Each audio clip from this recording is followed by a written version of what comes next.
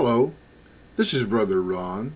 Today's letter comes from Sisha, who writes, Dear Brother Ron, if there is a heaven or hell for people, then there must be one for all animals, too.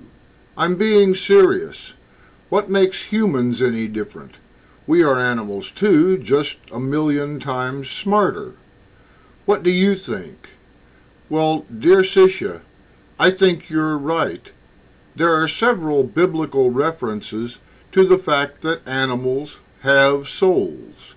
For example, in 1 Corinthians 15:43, we find the body is planted in a state of dishonor, meaning in the flesh, but is raised to a state of splendor as a spiritual body. It is planted in weakness, but is raised in power. It is planted a physical body, but is raised a spiritual body. If there is a physical body, there is also a spiritual body. Now, obviously, animals have physical bodies, so it is only logical to assume that they also have spiritual bodies, as the verse tells us.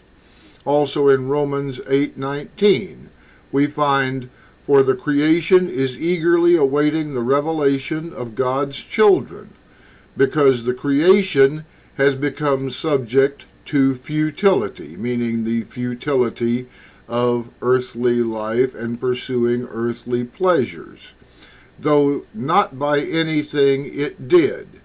The one who subjected it did so in the certainty that the creation itself would also be set free from corrupting bondage of the flesh, in order to share the glorious freedom of God's children.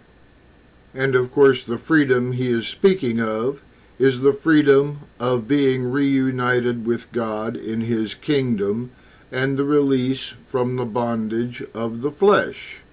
I seriously doubt, however, that God ever sends animals to hell. After all, they're just doing what God sent them here to do. Come to think of it, so are we.